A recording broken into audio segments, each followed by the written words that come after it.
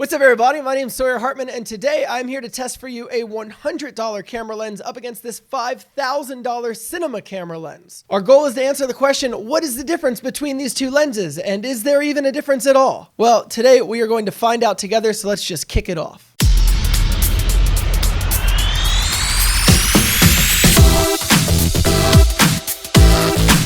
To start off this video, I just want to say I actually own both of these lenses. This is a 50mm 1.8 from Canon. It retails for about $130.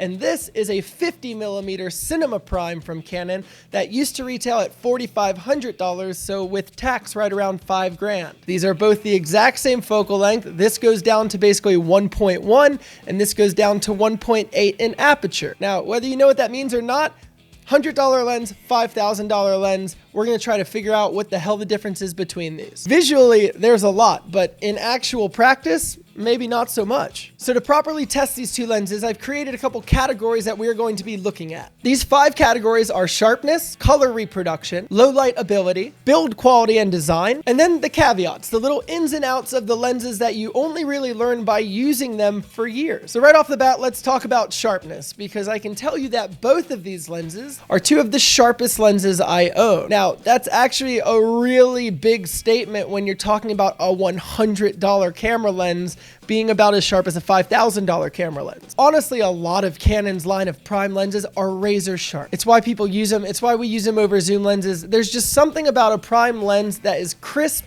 and just So I did a couple test shots to try to figure out which of these two lenses is sharper. Now, as you can see, this shot, which I took on the $100 lens, is super sharp, dead in the middle of it. But as you start moving to the outside of the image, you do start seeing a little bit of vignetting and a little bit of blur. Now, honestly, it's not too crazy. You wouldn't have even found it unless you were looking for it like I was. But now if we flip over and go to the Canon Cinema Prime, that same photo, super sharp in the middle, but equally as sharp on the edges. So in terms of sharpness, the Cinema Prime might be a hair sharper under perfect lighting or better conditions. But in general, when it comes to the sharpness of your image, you cannot tell a difference between these two lenses, which is absolutely crazy to me because I spent so much on you and I did not. But as you guys know, we don't like camera lenses only because they're sharp. They have to have a bunch of qualities to make them something we want to use. And that second quality is color reproduction. Now, this is actually where it got a little interesting because I took a picture of this YouTube pillow I had in my office. And this is it shot on the 1.8 and this is it shot on the cinema lens. Now, in terms of the actual color reproduction when I did this test, both lenses came out just about the exact same. It wasn't in the color value that I saw a difference. It was actually in how the lens handled light. So this photo I took of Angelique on the $100 lens looks great.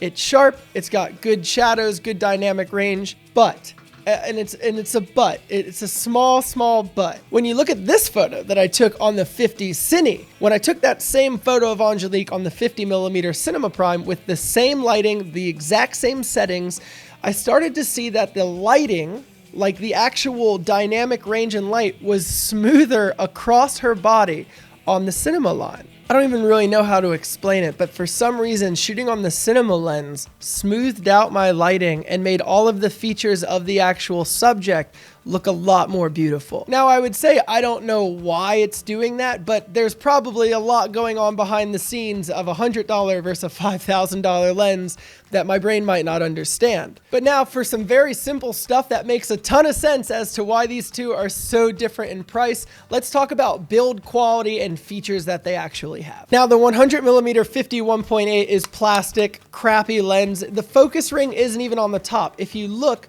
the focus ring is just right there. It's super small. You can't even put like a follow focus on it. So this tiny little focus ring is also really jerky, really kind of jittery. It's just a light lens. I mean, this lens literally weighs like nothing, right? Like it's just like... Now, when you move over to the Cinema Prime, this thing is the exact opposite. The entire lens is made of metal. The glass inside this lens is about the size of this entire lens. And then we actually run into a couple cool features that show why this lens is made for movies and not as much for photos. So the line of cinema lenses like this one do not have autofocus. In traditional movies, you're never using autofocus. You have someone there to pull your focus for you, And because of that, you have this really, really long focus pull here. Someone's walking towards you. If they walk 3 feet towards you and you're trying to keep them in focus the whole time, on this lens, that could literally be that far. Just from there to there is 3 feet. So it's really hard to keep someone in focus when they're moving. Whereas on this lens, if someone walked 3 feet towards you, that would be from here to there. The amount your lens actually turns is called the throw. So the ability to have such a longer throw on your focus pull actually makes it a lot easier to get razor sharp images because you have a lot more room to try to find focus rather than working on this tiny little deal. Now that also goes for something called Aperture Rings or a stepless aperture. I don't want to get too ahead of you, but the f-stop in your camera that you click a button on the back and it goes down like 5, 4, 3, 2.8, 1.4. It just kind of drops down incrementally. This lens doesn't have that. Again, it is on a ring right here. So again, all of the controls of this lens are on the lens and they're able to be moved with these little gear teeth. So the idea behind this lens is it's on a camera rig and you have these little electronic things that clip in so that someone else can be changing all the settings on the go so that you can focus on filmmaking. Now, obviously, this lens doesn't have any of those features at all. It does have autofocus though. So if you're using this for photos, you're gonna just be able to click a button and take a picture. The last major difference between these two lenses in terms of build quality comes down to the blades in the aperture. In this lens right here, when I open and close this, do you see that circle inside the lens getting bigger and smaller? That's the actual aperture of the camera. That's the hole that lets light into the lens, right? So that circle is made of different blades that are laid over each other to try to get a round hole. So a big reason that the number of blades inside of a lens really matter when it comes to that bokeh, the lights in the background of your photo, that kind of beautiful blur. Well, the Canon 50mm 1.8, this little guy right here, the $100 lens, is built with 7 blades inside, which is actually really good for a lens this cheap. And that's why when you take a photo on this, you're able to get these really pretty lights and really pretty bokeh in the background of your photos. Whereas the Cinema Prime is actually built with 13 blades. So the background is just beautiful in your shots. Here's an example. I took 2 slow motion clips of my chandelier out of focus. This is it on the 1.8 $100 lens. It looks absolutely beautiful. But then again, here's that same shot on the 50mm with 13 blades. And oh my God, it is just beautiful. And now, as we start kind of hitting the home stretch for the end of this video, we're going to talk about the low light capabilities within this lens. Now, because I'm shooting on a 1DX Mark II, which is notoriously great at low light, I've actually limited my ISO to 1600, which is going to be a lot of what you're using on your camera for low light stuff. So this shot is actually filmed on the $100 1.8 at 1.8, and as you can see, it's a really beautiful image. This is the same shot on the Cinema Prime at 1.8, so kind of mimicking this lens. As you can see, there's not a huge difference.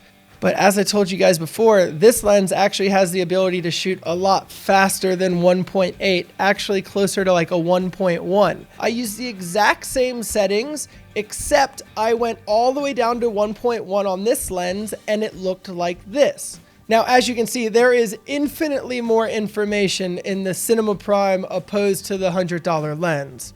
But when you're spending almost 50 times more on a lens, you expect there to be subtle changes. And that brings us to our last topic, the little caveats that make these lenses their own thing.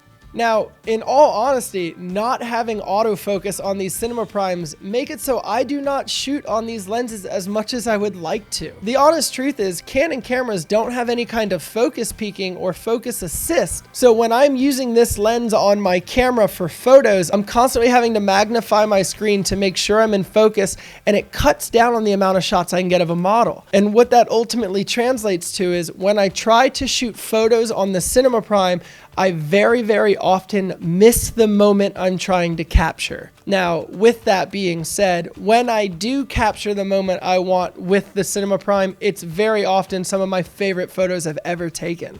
If you have the ability to get your hands on the Cinema Primes or even the Zeiss Super Speed Cinema Primes, do it, try it, mess with them, but don't expect them to be that much crazier than even the $100 plastic lenses you can get off the shelf. A couple other little things that I really enjoy about the Cinema Prime is because I own 6 of these lenses that vary in focal lengths, they're all about the same size, the same weight, and the same dimension. So when I'm shooting on things like a Steadicam or a Ronin, I can switch my lenses without having to rebalance my camera, and that saves me about 30 minutes each time, which in the course of a filming day either means I make the day or I have to shoot the next day as well.